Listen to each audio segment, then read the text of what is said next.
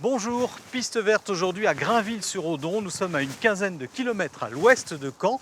Nous allons rencontrer Anne-Laure qui sillonne les routes du Calvados à bord d'une épicerie ambulante, une épicerie spécialisée dans le vrac et le zéro déchet.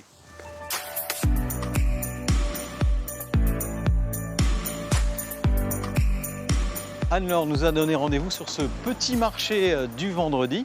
La voilà. Bonjour Anne-Laure. Bonjour Laurent. Alors Grainville-sur-Odon, c'est l'un des points de vente de La Ferraille dans le Vrac. Tout à fait, ça va bientôt faire 1 an que je viens sur ce petit marché, dans cette petite commune, et où les gens commencent à se mettre au zéro déchet et à vraiment s'investir dans le vrac. C'est une envie de petite fille, je dirais presque, de retrouver la petite épicerie de campagne qu'elle est de village en village. Et puis le vrac, c'est devenu une évidence avec tous les problèmes écologiques, la pollution liée au plastique. Il faut faire quelque chose et moi j'ai décidé de faire ça. Quel était ton métier auparavant? Avant, j'étais assistante maternelle.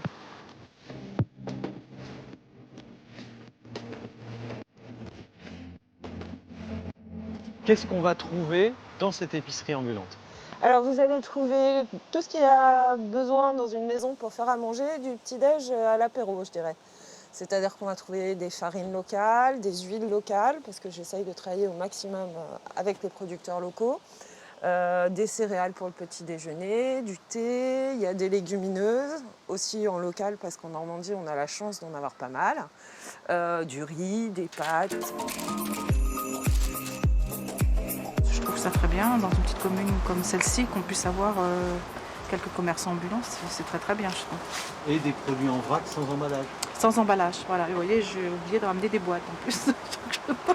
Comme d'habitude. Je vous ramènerai les Ça va emballages venir, la c'est une prochaine habitude fois. à C'est une habitude à prendre. Et là j'en ai sur l'eau, justement ce que je vous disais. Est-ce qu'on est sur du bio également?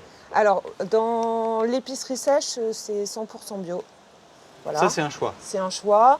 C'est que sur le local que je me permets d'être dans le raisonné parce que c'est des producteurs que je suis allée voir, où j'ai pu vérifier par moi-même.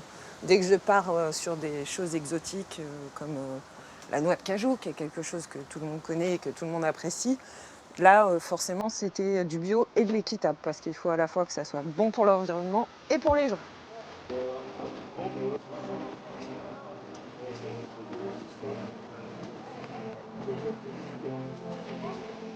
On a aussi donc tout ce qui est cosmétique et qu'on peut avoir en zéro déchet ici. Tout à fait.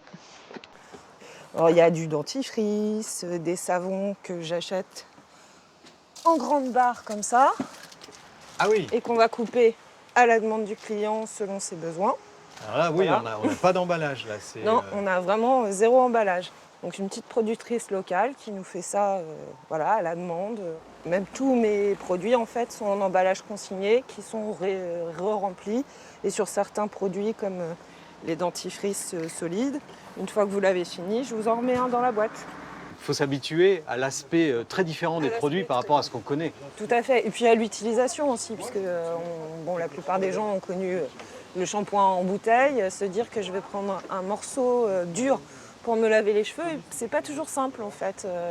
Donc il y a un apprentissage, un accompagnement des clients pour les amener à d'autres pratiques.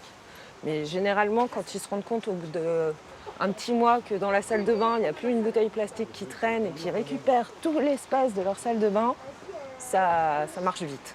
Le merveilleux, c'est quand on arrive à trouver des produits où on a un maximum de 4 ingrédients. En général, ça suffit pour les shampoings, un agent gras, un agent moussant, un agent pour l'odeur et puis pour la texture. Et ça suffit. C'est aussi un apprentissage de l'économie de savoir que par exemple les shampoings solides, il n'y a vraiment pas besoin d'en mettre beaucoup. Plus on en met, plus on va avoir du mal à les rincer. Donc on apprend petit à petit à être économe.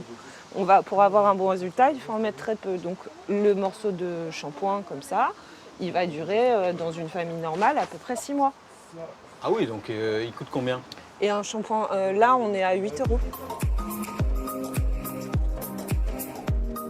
J'ai eu vraiment le déclic peut-être il y a 3 ans chez mes parents qui habitent dans le Var, à 15 km du premier supermarché, et qui sont que 2, et qui arrivaient à remplir une benne entière de déchets par semaine, parce qu'obligés de tout acheter à l'avance, et du coup ils achetaient tout préemballé, et donc parfois pour un repas il y avait 2 fois plus de déchets que de repas.